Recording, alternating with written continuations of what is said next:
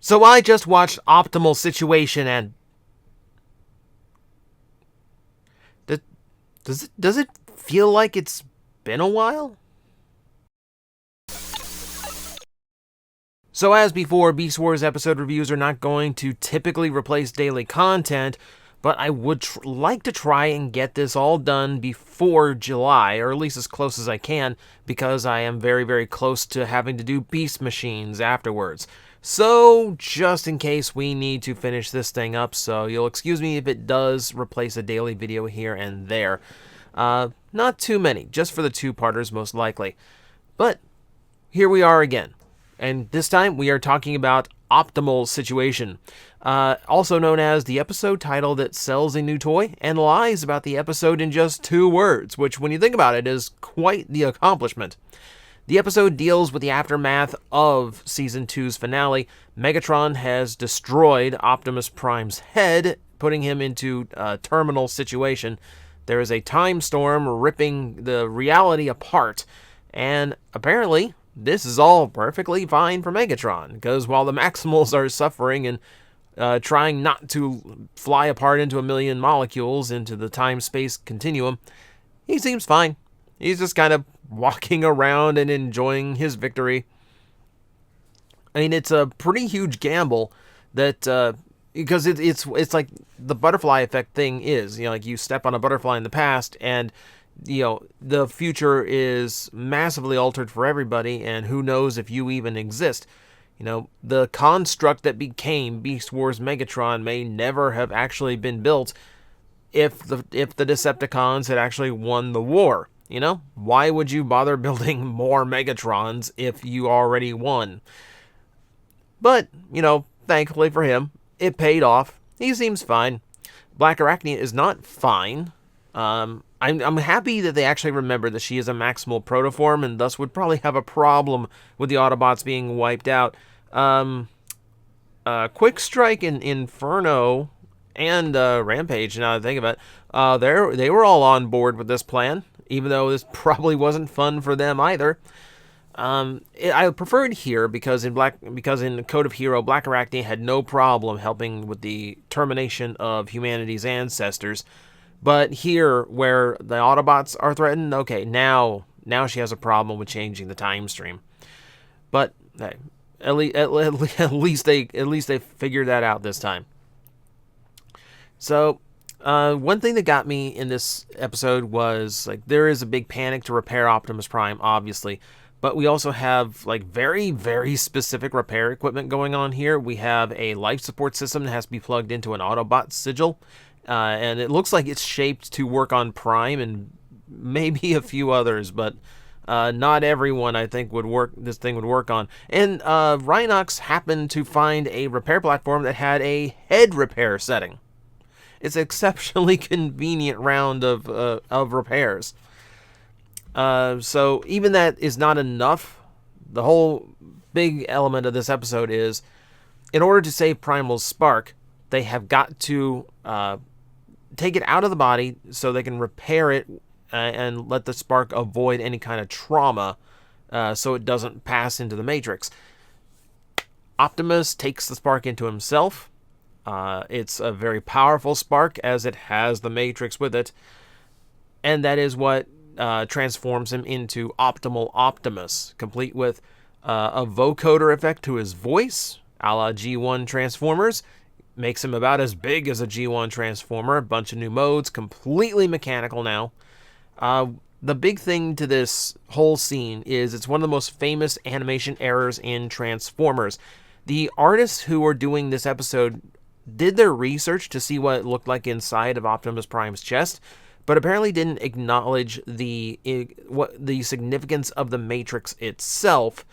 They saw the blue core inside and assumed it was a spark, so that's what they animated. In later media, this was retconned a little bit in a 3H comic book, I believe, to show that Prime's spark is actually like a forward chamber that protects the Matrix behind it. And that is why the Matrix in this episode looks different. It doesn't have the right colorings and shapes, for instance. I mean, it's a really slapdash way of explaining the continuity gaffe, but at least they did something, you know.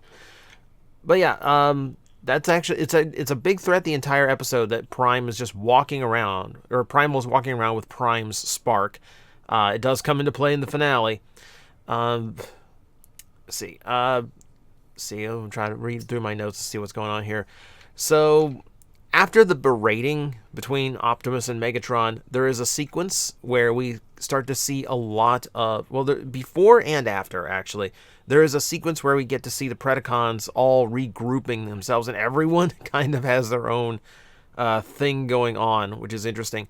Waspinator has gotten very used to pulling himself together, which, considering how many pieces he was broken into last time we saw him, is really impressive. Inferno answered Megatron's summons without cleaning himself up at all. He's still burnt to a crisp. Pretty impressive for somebody who was literally vaporized the last time we saw him. Tarantulas and Spiderbots have a salvage setting, so they pulled him together. That setting is apparently going to be offline when he would need it again later in the series. Quick Strike, I think, is the funniest one. He's unconscious, but his arm, his snake, is still just up and crawling around on its own. Apparently is fully functional. Now, it's not the first time. We know Megatron in his first mode, the Beast Head, could act independently sometimes if Megatron himself was unconscious. So there's actually precedent for it, weirdly enough. And then Rampage just kind of like gets peeled off the wall. It's a little anticlimactic on his end. It is a fun little sequence, though, just to see how all the Predacons are dealing with the aftermath. Everyone has their own way of pulling themselves together. So I mentioned the berating between Optimus and Megatron. They kind of banter back and forth, trading barbs, and at one point, Primal does break out Optimus Prime's motto, "Freedom is the right of all sentient beings," which in this context, it feels forced. There's very little in Megatron's lines that gives Primal cause to utter that phrase. It's more interesting because, yes, it is showing that Prime Spark is influencing Optimus Primal, but it also is the first time in animation we actually got to hear that motto, because Optimus Prime never said it in the G1 cartoon. We didn't hear Peter Cullen speak it until the 2007 movie. So it is something of a historical note. It's a nice thing for them to have thrown in. Is forced as I felt like it was. On Megatron's way out, he does take a moment to attempt to kill Black Arachnia, which does not go well, per se. He does, kinda. I don't know why he stopped before she was dead. She was going into stasis lock. It seemed odd. But it did give us a nice moment between her and Silverbolt. To this point, Black Arachnia's natural distrust in anyone else has really affected her ability to connect to Silverbolt and really believe that his affections were real.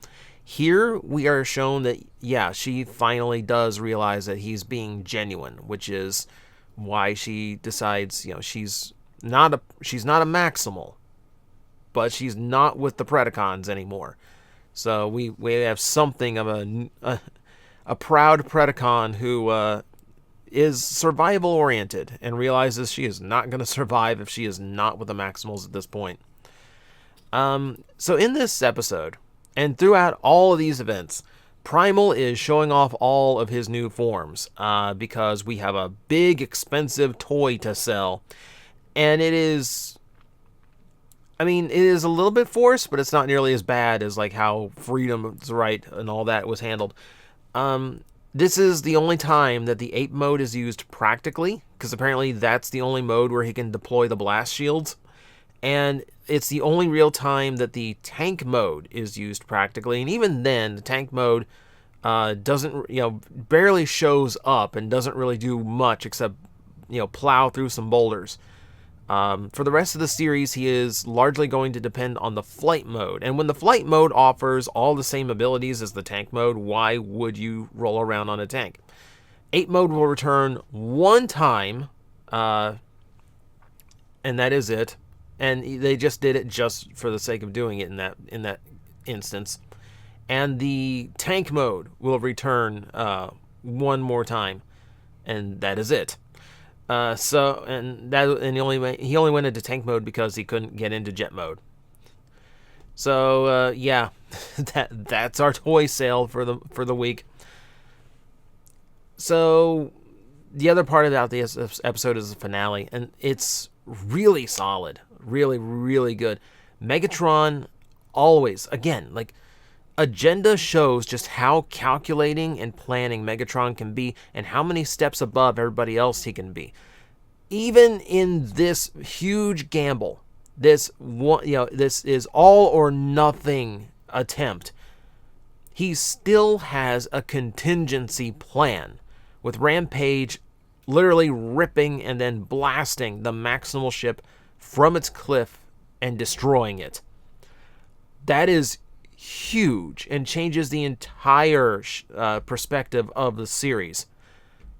It's masterful. I mean, even if the Maximals saved the day and Primal got a huge upgrade, it still feels like the Predacons won because they destroyed the Maximals' home. And now, with the Ark as an active target, it needs constant protection, meaning the Maximals are literally backed up into a wall.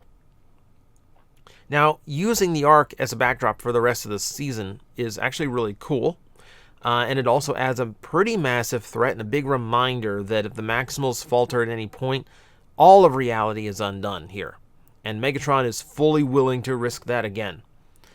It adds it adds a nice background tension to the rest of the season, and really freshens things up from the original format of the show.